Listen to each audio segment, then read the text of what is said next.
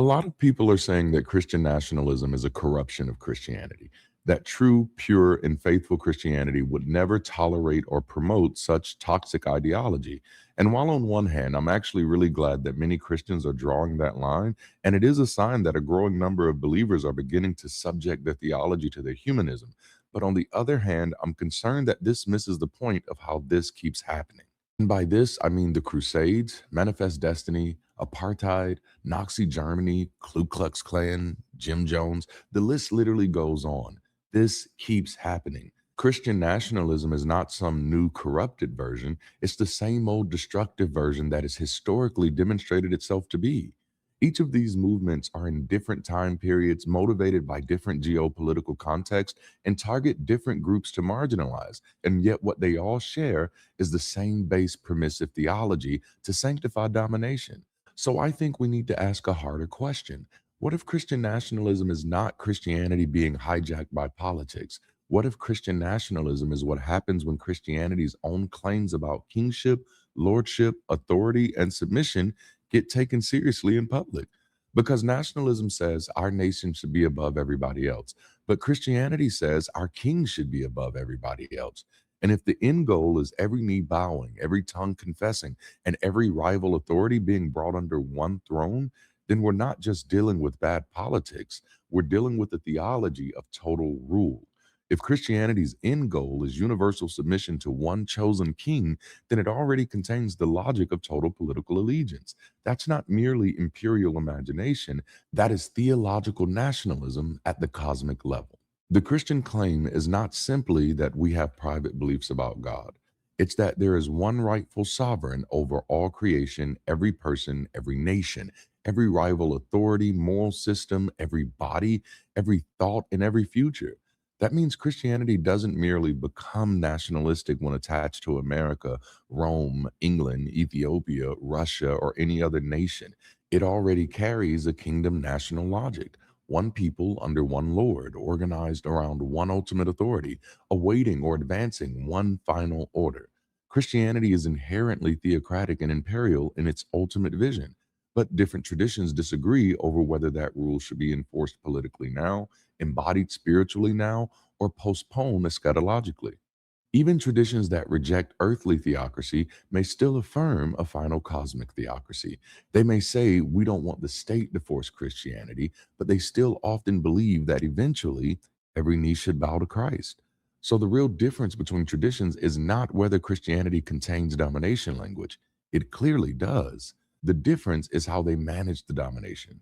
Some want to legislate it now. Some want to evangelize toward it gradually. Some want to wait for God to impose it later. Some interpret it as spiritual allegiance rather than political rule. Some soften it into moral transformation. And some liberation traditions go further and flip it against empire by saying Christ's kingdom judges oppressive rulers. But even then, the framework still assumes a higher sovereign order. Christian nationalism is not an accidental betrayal of Christianity. It is often one very natural political expression of Christianity's own kingship claims. The chosen king language is the key. If a religion says the whole world must eventually submit to its king, that religion already has a built in problem with pluralism. It may tolerate pluralism temporarily, it may coexist peacefully in practice, it may produce kind people, justice movements, and anti state traditions, but at the level of final vision, it doesn't imagine a world where multiple ultimate allegiances remain equally valid. It imagines submission. That's the issue. Christianity is inherently imperial and theocratic because its central claims is that all creation rightfully belongs under the rule of Christ.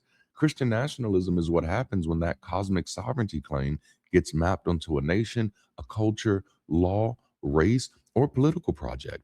But the raw material was already there in the theology: one king, one kingdom, one truth, and every knee bowing. So the issue is not simply that some Christians have mixed Jesus with the flag. The issue is that Christianity already contains a cosmic version of nationalism: one kingdom, one Lord, one final authority, one universal submission. Christian nationalism is not Christianity becoming political. Christianity was already political. Christian nationalism is what happens when Christianity's cosmic monarchy gets translated into national policy. So let's break this down into a few points to really drive this conversation forward. Nationalism is limited. Christianity is totalizing. Nationalism usually centers one people, one land, one flag, one country, or one political identity. Christianity goes further. It doesn't simply claim America for Christ, it claims the world for Christ. It claims the nations, history, morality, the body, sexuality. It claims the family, the mind. It claims the future. It even claims eternity. So, in one sense, Christianity is bigger than nationalism. Nationalism says submit to the nation. Christianity says submit to the king above all nations. That's not less political, that's more political. And to be clear, that's kind of my concern with this current resurgence of it.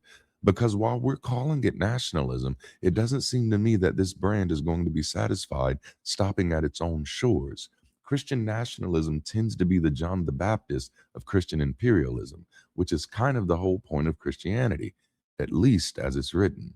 My next point: Christianity is built around monarchy. Christianity's central political metaphor is not democracy, it's monarchy. It's King of Kings, Lord of Lords, the kingdom of God, the throne of God. It's the reign of Christ, the every knee shall bow, all authority has been given to me. This language is not accidental. It tells us how Christianity imagines reality.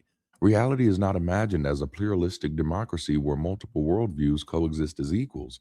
Reality is imagined as a kingdom with one rightful ruler. That means Christianity may tolerate pluralism temporarily, but its final vision is not pluralistic. Its final vision is submission. So even when progressive Christianity is tolerating difference, they're often doing so from the posture of indifference.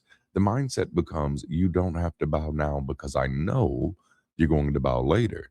Next, Christian nationalism is not an accident. Christian nationalism is often treated like an extremist misunderstanding of Christianity, but I hope that what I'm making clear is that the raw materials are already present in the religion. If you believe Jesus is the rightful king of the world, it's not hard to see how people eventually conclude that laws, schools, courts, families, nations, and governments should honor that king.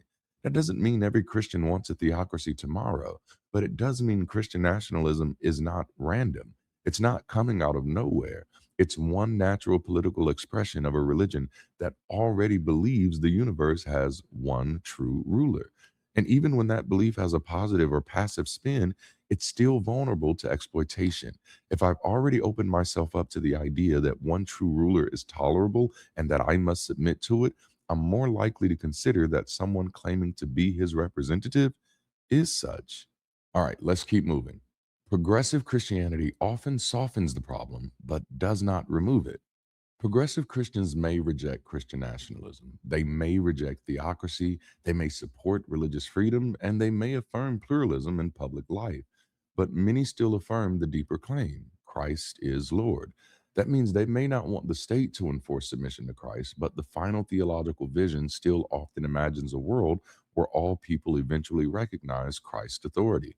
So the question becomes, is the problem merely coercion, or is the problem the belief that everyone ought to submit to one cosmic king in the first place? Because even if that submission is delayed, spiritualized, or softened, the destination is still universal allegiance. And an insidious undercurrent is that even when Christ is interpreted as a mindset instead of a king, it's still asking for universal submission to one perspective or ideology. And therein is the major problem. If universal submission to homogeny is the goal, then demonization of difference is how you score. The problem is not only white evangelicalism. White evangelical Christian nationalism is a specific American expression of this problem. It has its own history, racial politics, culture war machinery, and national mythology. But the deeper issue is not limited to white evangelicals. Christianity itself carries the logic of sacred rule. That logic can show up in Catholic empire, Protestant empire, Orthodox nationalism, missionary colonialism, evangelical politics, dominion theology, or even softer forms of conversion centered community building. You go deep enough down the rabbit holes of Black nationalism, and you'll find the same type of extremist, supremacist ideas because they're all running on the same base script. Different traditions express it differently, but the basic claim remains: there's one true king, and everyone else is ultimately supposed to bow.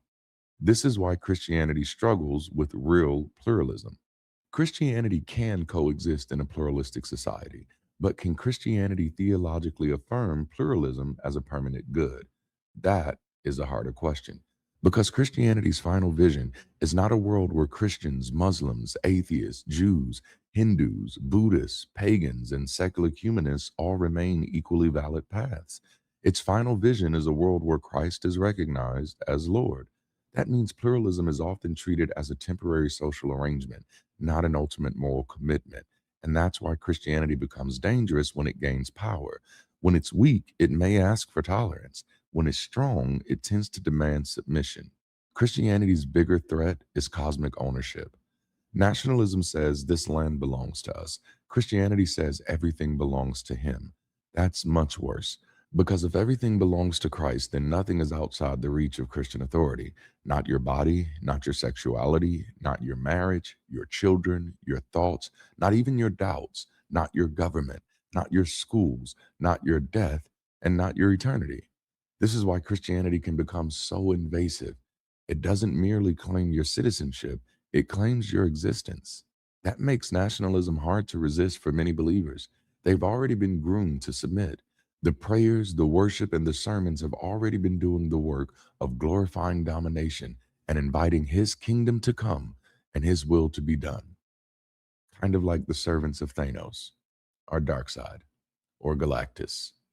Anybody else recognizing the problem with this pattern? So, yes, Christian nationalism is absolutely dangerous, but it's not the corruption of Christianity that we think it is. It's the embodiment of Christianity as it's written.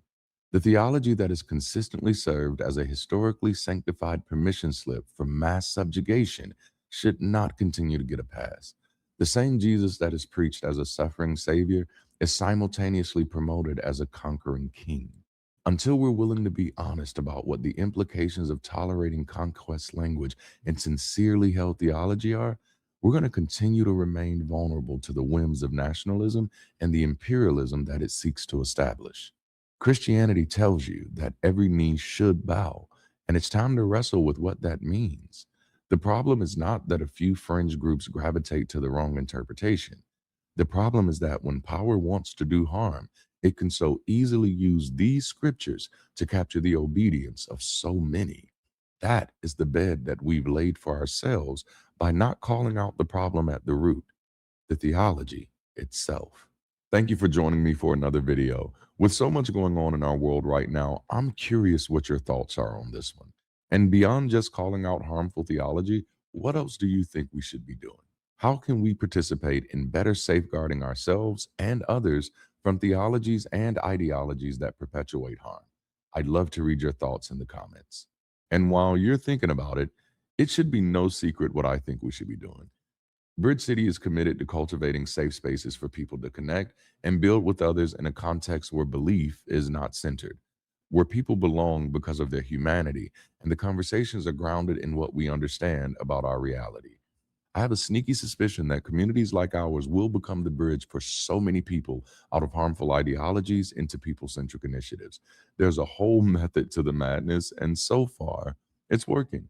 So if you're one of the billions of people who are still looking for community, a place to connect with others, not just over your grievances, but over your passions and your projects and your personal skills, whether it's sharing your art, joining a game night, participating in a small group or a book club, it could be helping out with a team while sharpening your skills, doing something that you love. That's precisely what Bridge City is building. And you're more than welcome to join the construction and become a part of the change that you want to see in the world we share. That's the end of my time for the day. The link for Bridge City is in the description below. And as always, until next time, keep rising.